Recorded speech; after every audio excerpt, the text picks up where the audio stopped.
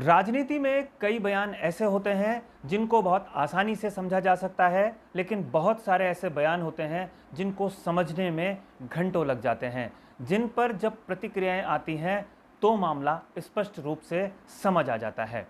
हम यहाँ पर आज कुछ ऐसे ही बयानों का विश्लेषण करेंगे, उन राजनीतिक अर्थों को समझने की कोशिश करेंगे जो इन बयानों से जुड़ी हुई हैं।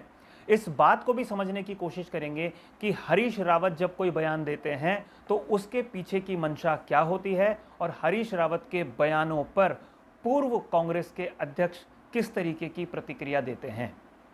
बयानों का हम विश्लेषण करें उससे पहले इस चैनल को सब्सक्राइब आप जरूर कर लीजिए। नमस्कार, मैं हूं मनमोहन भट्ट। उत्तराखंड के पूर्व मुख्यमंत्री और पूर्व प्रदेश अध्यक्ष हरीश रावत ने एक बयान दिया। उस बयान के कुछ घंटे के बाद ही कांग्रेस के दो पूर्व अध्यक्ष हरीश रावत के ऊपर वार करने लग गए।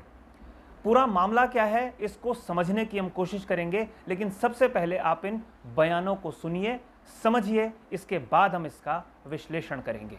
जरूर है कि मैं चुनावी आवश्यकता को देखते हुए उत्तराखंड पर ज़्यादा फोकस करना चाहूँगा। जहाँ पर मुख्यमंत्री होता है वहाँ पर सदैव मुख्यमंत्री के नेतृत्व में चुनाव लड़ा जाता है।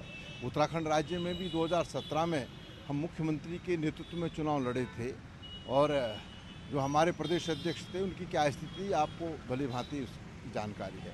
तो स्वाभाविक बात है कि जब पंजाब में मुख्यमंत्री हमारा है तो भाई नेतृत्व भी तो उन्हीं का होगा। 2017 में हम क्यों हारे, उसका मेरे विचार से अभी तक भी सही तरीके से उसकी विवेचना नहीं की गई, एनालिसिस नहीं किया गया। और अब जब 2022 का चुनाव सामने है तो मेरे विचार से उसकी विवेचना होनी चाहिए। और मुझे ऐसा लगता है कि लोगों ने, क्योंकि मैं तो सीधा सा आदमी हूँ, सीधा चलता हूँ, षड्यंत्र करके वो सारा का सारा हार का ठिकाना मेरे सिर के ऊपर फोड़ दिया।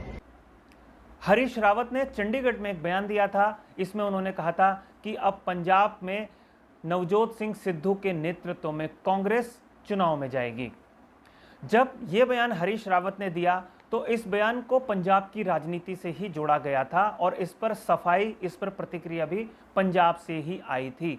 लेकिन इस बयान का अर्थ उत्तराखंड के संदर्भ में भी समझने की आवश्यकता उस समय भी थी, और जब प्रीतम सिंह और किशोर उपाध्याय के बयान सामने आए तो उसके बाद तस्वीर शीशे की तरह साफ हो गई। वास्तव में हरीश रावत ने एक इशारा 2017 के विधानसभा चुनाव के संदर्भ में ही किया था। उस समय कांग्रेस के प्रदेश अध्यक्ष किशोर उपाध्याय थे और किशोर उपाध्याय पर उन्होंने एक अघोषित निशाना साध दिया था कि उनके नेतृत्व में चुनाव लड़ा गया था।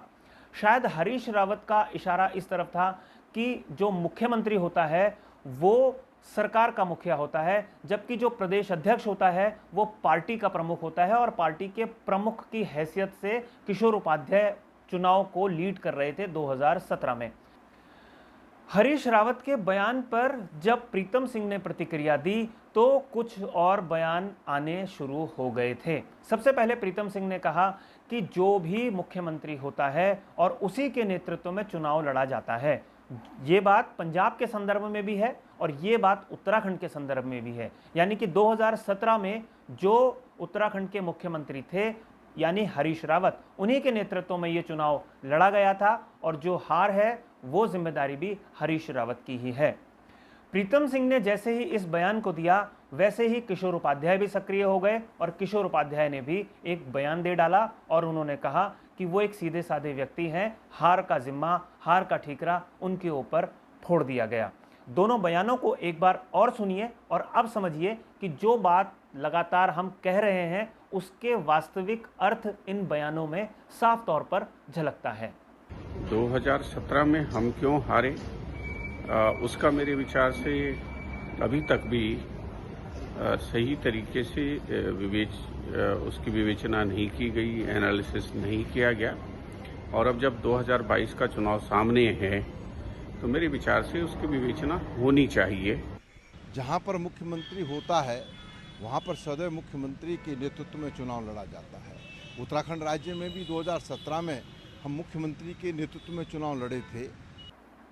वास्तव में हरीश रावत इस समय उत्तराखंड में जो होने जा रहे हैं विधानसभा चुनाव, उसके चुनाव संचालन समिति के अध्यक्ष हैं। प्रीतम सिंह जो हाल फिलहाल तक प्रदेश अध्यक्ष थे, उनसे प्रदेश अध्यक्ष की कुर्सी छीन ली गई और गणेश गोदियाल को थमा दी गई। किशोर उपाध्याय फिलहाल कांग्रेस पार्टी में अपने आप को ठगा सा महसूस कर रहे हैं और लगातार ये बयान दे रहे हैं कि पार्टी उनको नजरअंदाज करती जा रही है। लेकिन जब हरीश रावत बयान देते हैं तो प्रीतम सिंह और किशोर उपाध्याय दोनों मिलकर हरीश रावत को घेर रहे हैं। ये भी एक अघोषित सी रणनीति पार्टी की है और इसकी सीधी वजह यह है कि कोई भी पार्टी का बड़ा पदाधिकारी हरीश रावत के साथ इस समय कंधे से कंधा मिलाकर नहीं चल रहा है। इसीलिए हरीश रावत कई बार इस तरीके के बयान देते हैं जिनके कुछ और मतलब भी निकाले जा सकते हैं। ये राजनीति अभी चल ही रही थी बयानों को लेकर, हरीश रावत का एक और बयान हरिद्वार के क्षेत्र से सामने आ गया। वास्तव में हरीश रावत ने कह दिया कि उनका एक सपना है कि उत्तराखंड राज्य की कमान एक दलित मुख्यमंत्री संभाले। पंजाब में उन्होंने दलित मुख्यमंत्री को बना दिया है अमरिंदर सिंह को अपदस्थ करके। अब हरीश रावत चाहते हैं कि उत्तराखंड कांग्रेस में भी ऐसे दलित नेता का उभार हो जो उत्तराखंड की राजनीति में प्रभाव रखता हो और भविष्य में उत्तराखंड का मुख्यमंत्री बने। अब सब इस बात को सोचने लगे हैं कि आखिर उत्तराखंड कांग्रेस में ऐसे कौन से नेता हैं जो दलित हैं, जो प्रभावशाली हैं और जो भविष्य के नेता हो सकते हैं, भविष्य के मुख्यमंत्री हो सकते हैं। हरीश रावत ये बात बहुत बेहतर तरीके से जानते हैं कि उनके साथ संगठन के ज़्यादातर लोग सक्रिय नहीं हैं। पार्टी के जो ज़्यादातर कद्दावर नेता हैं उनका हरीश रावत से कुछ ना कुछ मतभेद लगातार चल रहा है। ऐसे में वो अपने समर्थन में कुछ ऐसे नेताओं को साथ लाना चाहते हैं जिनका हरीश रावत पर भरोसा है। प्रदीप टम्टा संभवतः ऐसे नेता हैं जो हरीश रावत से कभी भी मतभेद नहीं कर पाए हैं और हरीश रावत के आशीर्वाद से ही प्रदीप टम्टा को राज्यसभा में भी भेजा गया था। प्रदीप टम्टा कुमाऊं क्षेत्र से आते हैं, सोमेश्वर विधानसभा सीट का प्रतिनिधित्व कर चुके हैं और हरीश रावत के सबसे खास, सबसे विश्वस्त नेताओं में माने जाते हैं। हरीश रावत के इस बयान के बाद इस तरीके की चर्चा तेज हो गई है कि हरीश रावत ने प्रदीप टम्टा के समर्थन में ये बात कही है और इस बयान का एक अर्थ ये भी माना जा रहा है कि हरीश रावत ये बात बहुत बेहतर तरीके से जानते हैं कि यदि कांग्रेस पार्टी 2022 के विधानसभा चुनाव में अच्छी सीटें लाने में कामयाब हो गई, अगर उनके नाम पर सहमति नहीं बनी तो वो प्रदीप टम्टा को भी आगे कर सकते हैं।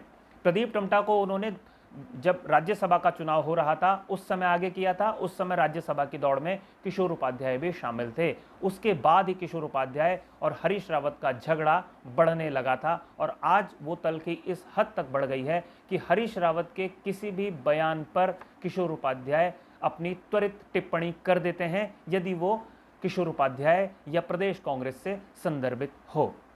तो ये बात बहुत महत्वपूर्ण है कि आखिर हरीश रावत ने इस तरीके का बयान क्या पार्टी की सहमति से दिया है, आला कमान की सहमति से दिया है, या हरीश रावत के दिमाग की ये उपज है कि यदि उनके नाम पर कोई सहमति नहीं होगी तो वो इस तरीके से एक ऐसे नेता का नाम सामने रख सकते हैं जिसके नाम पर पार्टी का आला कमान भी ना न कर सके। क्योंकि दलित राजनीति का जो शिगुफा उन्होंने पंजाब में छेड़ा है वो उत्तराखंड में भी छेड़ा जा सकता है और उत्तर प्रदेश तक भी उसकी गूंज सुनाई दे सकती है। और उत्तर प्रदेश ही क्यों, पूरे देश भर में दलितों की हितैषी माने जाने वाली कांग्रेस पार्टी इस बात को भुना भी सकती है।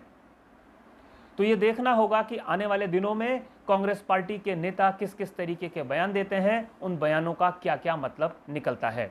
आज की इस रिपोर्ट में फिलहाल इतना ही। अगली रिपोर्ट में आपसे एक बार फिर मुलाकात होगी। तब तक के लिए नमस्कार।